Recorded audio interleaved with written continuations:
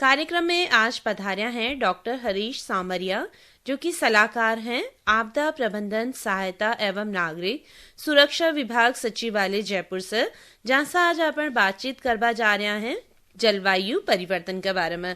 तो सबसे पहले तो डॉक्टर साहब, कार्यक्रम में आप रो घणो स्वागत। राम राम साहब। अगर बातचीत को शब्द बोलूं तो सरल शब्दा में कह सके हैं जलवायु परिवर्तन। तो जलवायु परिवर्तन काई होवे है? आपने बताया कि जलवायु परिवर्तन, नाम से ही ये प्रतीत हो रहा है कि जलवायु में होने वाला परिवर्तन, मौसम में होने वाला परिवर्तन। यह परिवर्तन प्राकृतिक कारणों से भी हो रहा है और मानवीय कारणों से भी। वर्तमान में मानवीय गतिविधियों में वृद्धि के कारण, औद्योगिकरण के कारण, शहरीकरण के कारण, यातायात के साधनों में वृद्धि के कारण जलवायु में परिवर्तन हो रहा है। ऐसे में ही वर्षा का हो जाना, ओलावृष्टि का होना, सर्दी का देर से आना, ये सभी कारण जलवायु परिवर्तन की ओर संकेत कर रहे हैं। जैसे कि मैंने शुरू में दो शब्दों का प्रयोग किया है, जलवायु व मौसम। हम ये भी जान लेते हैं कि मौसम व जलवायु में क्या अंतर है। मौसम किसी स्थान के जो तापक्रम होता है, वहाँ की जो आर्द्रता होती है, वहाँ की जो पवन की दिशा होती है, उसके प्रवाह का जो रहता है, मतलब पवन किस दिशा की ओर बह रही है, वहाँ का जो वायुदाब होता है, वर्षा आदि के तात्कालिक प्रभाव को दिखाता है। अर्थात कुछ समय की मौसमी घटनाओं के बारे में बताता है।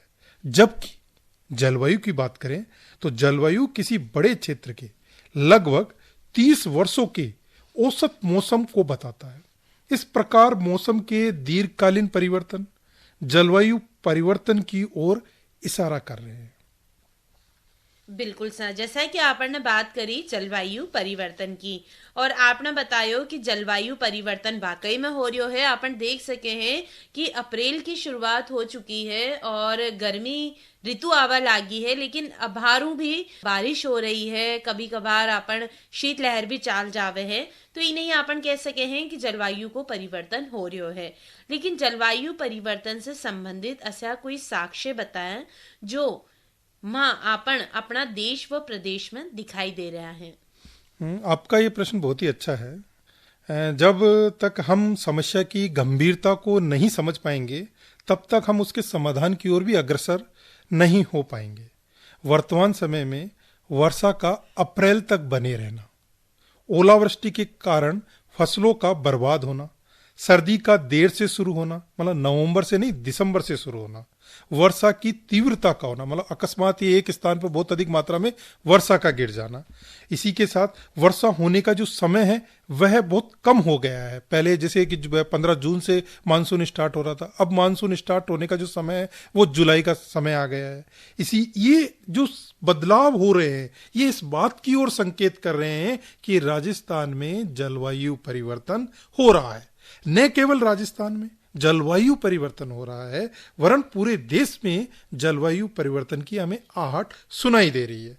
यदि हम बात करें 1901 से लेकर 2020 तक के भारत के तापमान की तुलना करेंगे तो हम पाएंगे कि तापमान में करीबन 0.60 डिग्री सेल्सियस तापमान में वृद्धि हो गई है।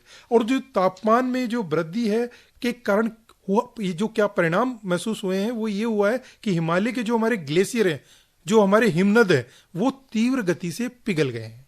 और इन तीव्र गति से ग्लेशियर या हिमनद के पिघलने से पहले तो क्या होगा, क्योंकि जब हिमनद पिघलेंगे तो बहुत अधिक मात्रा में पानी आएगा तो बाढ़ की समस्या पैदा होगी। जब हिमनद पूरी तरह पिघल जाएगा तो फिर हमें सूखे की समस्या से सामना करना पड़ेगा। ग्लेशियर पिघलने से एक और सबसे बड़ा इंपैक्ट होगा कि हमारे समुद्र का जो जल स्तर है वह भी बढ़ जाएगा। और जब समुद्र का जल स्तर बढ़ जाएगा तो हमारे जो तटवर्ती क्षेत्र हैं वह डूब जाएंगे। एक अनुमान के अनुसार इस तरह अगर जलवायु परिवर्तन होता रहा तो देश की जो आर्थिक राजधानी जिसे हम मुंबई कहते हैं वह भी डूब जाएगी। अब हमें यह सोचना होगा कि हम किस तरह के विकास की ओर बढ़ रहे हैं, क्योंकि हम विकास और विनाश की उस पतली रेखा पर खड़े हैं जहां हमें विकास तो दिखाई दे रहा है लेकिन विनाश दिखाई नहीं दे रहा है। जलवायु का असर कृषि व पेड़ पौधों पर भी हो रहा है। तो बिल्कुल सर, डॉक्टर साहब, जैसा है कि आज अपन बात कर रहे हैं जलवायु परिवर्तन की, तो जलवायु परिवर्तन का ऐसा कौन कौन सा कारण है जिन्हें अपन सीधा तौर पर जिम्मेदार ठहरा सके हैं? जलवायु परिवर्तन पुराने समय में भी होता रहा है और वर्तमान में भी हो रहा है। जलवायु में जो परिवर्तन की दर है, मतलब बदलने की जो परिवर्तन की दर है, उसमें इस समय तीव्रता आ गई है। और वो तीव्रता का जो कारण रहा है वो रहा है कि हमारे वर्तमान में जो जो शहरीकरण है, औद्योगिकरण है, यातायात के साधनों में जो वृद्धि हो रही है, उनसे निकलने वाले धुएं आदि के कारण जलवायु की दर में तीव्रता आ गई है। इस प्रकार हम कह सकते हैं कि जलवायु में जो परिवर्तन है वह प्राकृतिक व मानवीय दोनों कारणों से ही हो रहा है। अब हम एक एक कारण की बात करते हैं। जैसे प्राकृतिक कारण है, प्राकृतिक कारणों की बात करें तो महाद्वीपों का एक स्थान से दूसरे स्थान की ओर खिसकना, अर्थात मैं क्या इस अर्थात कि महाद्वीपों का विस्थापन होना। हमारे जो महाद्वीप हैं वे 30 मिलीमीटर की दर से खिसक रहे हैं, मतलब वो एक स्थान से दूसरे स्थान की ओर अग्रसर हो रहे हैं। जब वो एक स्थान से दूसरे स्थान की ओर अग्रसर होंगे, अगर निकलेंगे, तो मौसम में जलवायु में परिवर्तन महसूस होगा। इसी प्रकार पृथ्वी के झुकाव की बात करें तो पृथ्वी का जो अपना झुकाव है वो अपने कक्ष तल से 23.5 डिग्री झुकी हुई है। लेकिन ये ट्रेंड रहा है कि 40,000 वर्षों के औसत चक्र के दौरान पृथ्वी के जो अक्षीय झुकाव है उसमें 22.5 डिग्री से लेकर 24.5 डिग्री तक बदलता रहता है। अब इस झुकाव से क्या अंतर है? अगर वो पृथ्वी का झुकाव अधिक झुकाव की ओर होगा तो मौसम में परिवर्तन क्या रहेगा कि हमें जो ग्रीष्म काल में अधिक गर्मी महसूस होगी, सर्दियों में हमें अधिक ठंड महसूस होगी। इसी प्रकार हम अगर कम झुकाव की बात करें, अगर पृथ्वी का अपने कक्ष से कम झुकाव रहे तो क्या परिवर्तन होगा कि जो हमारी जो ग्रीष्म काल है वो कम गर्म होगा और जो सर्दियां हैं वह हल्की सर्दी के बराबर सर्दी रहेंगी। और ये सभी जलवायु को परिवर्तित होने की ओर इंगित कर रहे हैं। हम बात करें एक और परिवर्तन की जिसमें समुद्री धाराएं, कि ये भी जलवायु को परिवर्तित करने में बड़ा योगदान प्रदान करती है। हम ये तो जानते हैं कि पृथ्वी के 71% भाग पर समुद्र व्याप्त है। समुद्र कार्बन डाइऑक्साइड के सबसे बड़े अवशोषक होते हैं, जो सोच लेते हैं, उसको अपने अंदर रखते हैं। एक अनुमान के अनुसार जो समुद्र हैं वह वातावरण व धरातल की तुलना में दुगना सूर्य का प्रकाश अवशोषण करते हैं और वायुमंडल की अपेक्षा 50 गुना अधिक कार्बन डाइऑक्साइड गैस समुद्र में ही रहती है। अगर इन समुद्र में इतनी बड़ी मात्रा में जो गैसेज हैं, समुद्री धाराओं के चलने से इनमें बदलाव होगा तो जलवायु में भी बदलाव होगा। इसी प्रकार मैं बात करूं जिन मानवीय कारणों की बात करें तो जैसे जैसे जनसंख्या बढ़ रही है वैसे वैसे प्राकृतिक तथा पर्यावरणीय संसाधनों पर दबाव बढ़ता जा रहा है।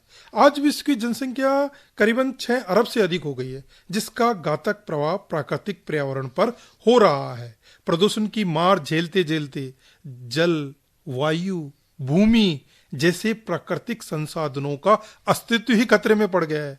अगर भविष्य में इसी गति से प्रदूषण होता रहा तो इन संसाधनों को मृत प्राय होने में अधिक समय नहीं लगेगा।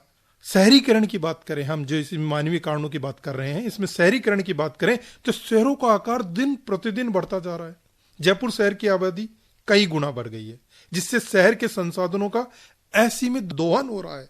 जैसे जैसे शहर बढ़ रहा है वैसे वैसे ऊंची इमारतों से ढकता जा रहा है। इसी कारण शहर की जो जल संवर्धन क्षमता है वह कम हो गई है। बारिश के पानी से होने वाली शीतलता में भी कमी आ रही है, जो वहां के जलवायु परिवर्तन की ओर संकेत कर रही है। हम बात करें औद्योगिकरण की, जलवायु परिवर्तन में औद्योगिकरण ने भी बड़ी भूमिका रही है। औद्योगिक क्षेत्रों से निकलने वाले sulphur dioxide, nitrogen dioxide, carbon dioxide जैसी अन्य जहरीली गैसें वे धूल के कारण वातावरण में छोड़े जा रहे हैं और ये सब वायुमंडल में काफी वर्षों तक विद्यमान रहते हैं। ग्रीन हाउस गैस जिसकी हम बात करते हैं, ओजोन परत का जो हमारा क्षरण हो रहा है जिससे कि अल्ट्रावायलेट सूर्य की किरणें हमारे पास तक पहुंच रही है, भूमंडलीय तापमान जिसे हम ग्लोबल वार्मिंग बोलते हैं, जैसी समस्याएं बनी रह रही हैं और इन सब का सम्मिलित प्रभाव जलवायु को प्रभावित कर रहा है। बिल्कुल सा जलवायु परिवर्तन हो रहा है जैसा कि आपने बतायो।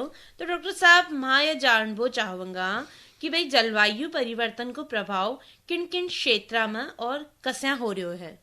जी, जलवायु परिवर्तन का प्रभाव न केवल मानव पर वरन पशुओं पर, कृषि पर, अर्थव्यवस्था पर, सभी पर प्रभाव महसूस हो रहा है।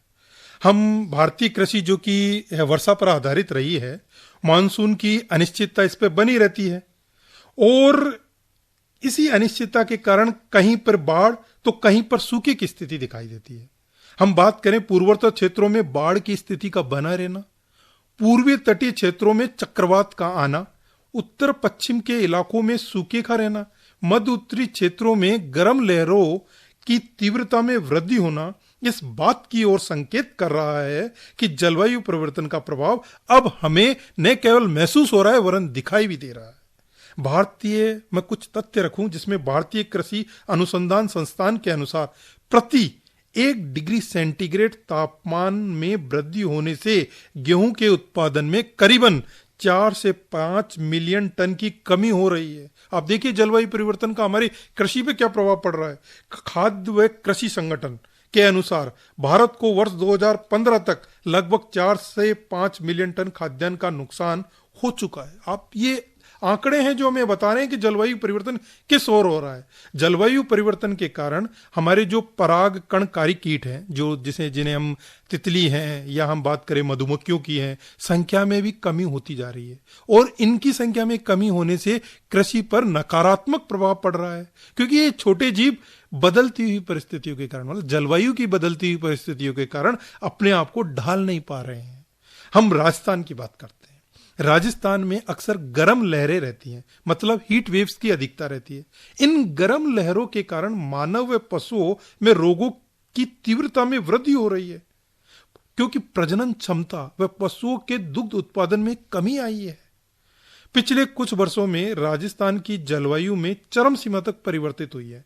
उदाहरण के लिए हम बात करें वर्ष 2002 में, 2004 में, 2006 में, 2009, 10, 12 व 15 व 17 में अकाल की स्थिति का होना।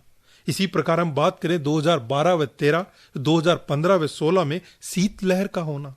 इसी प्रकार हम बात करें कि 2004, 5, 10, 15 व 17 व जनवरी से 17 में जनवरी से मार्च के तापमान का उच्च होना। इस प्रकार आपदाओं से कृषि पर नकारात्मक प्रभाव हो रहे हैं। आपदा प्रबंधन सहायता एवं नागरिक सुरक्षा विभाग के माननीय मंत्री श्री गोविंद राम मेघवाल जी ने उक्त परिस्थितियों को ध्यान में रखते हुए यह सुनिश्चित करने का प्रयास किया है कि प्रभावित किसान को उसकी फसल का मुआवजा तुरंत मिल सके। माननीय मंत्री महोदय का यह आदेश भी है कि विभाग आपदा से संबंधित उस अंतिम जो व्यक्ति है उस तक पहुंचकर उसकी मदद कर सके। इस प्रकार ये जो जलवायु परिवर्तन का जो सिनेरियो हमें जो दिखाई दे रहा है वो काफी अभी हमें सिर्फ महसूस हो रहा है, लेकिन उसके इम्पैक्ट जो हमें धीरे धीरे दिखाई दे रहे हैं, भविष्य में इससे भी नकारात्मक प्रभाव हमें दिखाई देंगे। अगर अपन बात करा, आपने जलवायु परिवर्तन से उत्पन्न प्रभावों के बारे में बात करी, लेकिन जलवायु परिवर्तन के प्रभाव न कम करवा के लिए राष्ट्रीय और अंतर्राष्ट्रीय स्तर पर कई प्रयास करनी चाहिए और आम आदमी इन परिवर्तन में खुद की कई भूमिका निभा सके है। बिल्कुल, अंतर्राष्ट्रीय स्तर पर जलवायु परिवर्तन की समस्या की गंभीरता को ध्यान में रखते हुए काफी पहले समय से ही प्रयास किए जाते रहे हैं। इसके एक उदाहरण ये ले सकते हैं कि 1972 में स्वीडन के एक शहर स्टॉकहोम में संयुक्त राष्ट्र संघ द्वारा विश्व का पहला अंतर्राष्ट्रीय सम्मेलन आयोजित किया गया।